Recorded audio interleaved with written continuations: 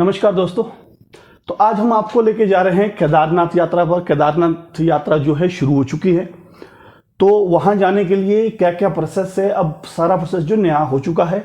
28 सितंबर से यात्रा शुरू हो चुकी है। अगर आपको केदारनाथ जाना है तो उसके लिए सबसे पहले आपको डॉक्यूमेंटेशन करनी पड़ेगी केदारनाथ जाने के लिए। तो उसके लिए अगर आप उत्तराखंड के रहने वाले नहीं हैं तो आपको सबसे पहले जो एंट्री जो है उत्तराखंड के लिए ई पास लेना पड़ेगा। तो ई पास लेने के लिए आपको जाना होगा साइट smartcitydehradun.uk.gov.in पर। वहाँ से आप देहरादून का ई पास ले सकते हैं। और उसके बाद जो आपको लेना होगा अपना केदारनाथ का अलग से पास लेना पड़ेगा, जो आप ले सकते हैं badrinath/kedarnath.gov.in से, जो आपके यहाँ साइड में भी हमने दी गई है। आप इसके साइट के ऊपर जाएं, यहाँ पर आप दोनों पास पहले कंफर्म करवा लें। तो उसके बाद आपको अपनी कोविड की दोनों डोज जो हैं आपकी होनी चाहिए। अगर आप आंध्र प्रदेश, अपना महाराष्ट्र और केरला से, इन राज्यों से हैं, तो आपको कोविड दोनों डोज के साथ साथ आपको पिछले 72 घंटे की कोविड की पॉजिटिव रिपोर्ट भी चाहिए। तो ये थी कुछ डॉक्यूमेंटेशन जो आपको केदारनाथ जाने के लिए चाहिए। और उसके बाद हम बात करते हैं अब केदारनाथ जाने का रूट कैसा है। केदारनाथ जो है आप कैसे कैसे जा सकते हैं। केदारनाथ जाने के लिए आप कहाँ कहाँ से जा सकते हैं। सबसे पहले हम बात करेंगे देहरादून से या हरिद्वार से या ऋषिकेश से।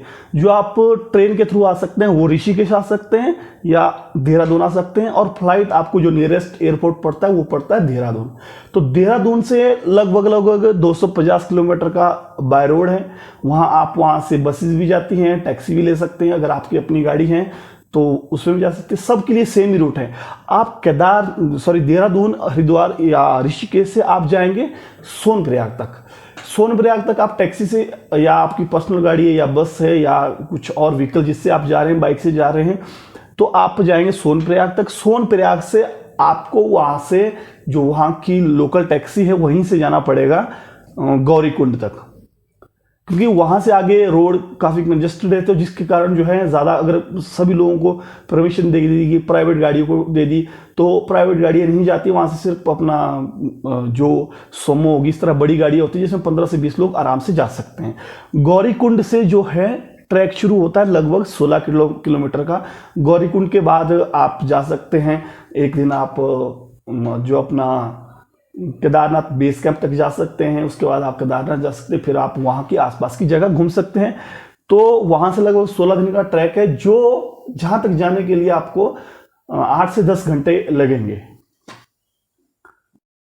तो अब हम बात करते हैं होटल्स की, लॉज की या कैंप की। कहाँ आप स्टे कर सकते हैं, कहाँ आप रुक सकते हैं। तो इसके लिए आपको सबसे पहले जैसे ही आप सोनप्रयाग पहुँचते हैं वहाँ पर आपको होटल्स मिल जाएंगे। तो वहाँ पर अगर आप ऑफ सीज़न आते हैं तो होटल्स आपको 1000 से 2000 या 3000 तक मिल जाएंगे। अगर आप पीक सीज़न में आते हैं, जैसे अगर मैं आजकल की बात करूँ, आजकल बहुत ज़्यादा भीड़ हो चुकी है, भीड़ बढ़ चुकी है। तो ये होटल्स के रेट जो सीज़न के आधार पर बढ़ सकते हैं, जो 1 से 3 से 4000 तक आपको आसानी से मिल जाएंगे। तो हम सोनप्रयाग से अब जाएंगे गौरीकुंड। गौरीकुंड में भी रहने की व्यवस्था है। अगर आप गौरीकुंड में रुकना चाहते हैं तो आप रुक सकते हैं वहाँ पर।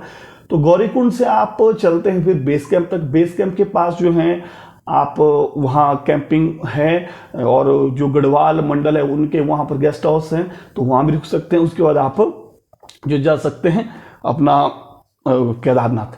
तो गौरीकुंड और केदारनाथ बेस कैंप में जो रहने की व्यवस्था है वहाँ पर 1000 से 2000 3000 तक आपका रहने का हो सकता है। अगर बहुत ज़्यादा भीड़ है तो शायद 3 से 4000 भी आपको देने पड़ सकते हैं।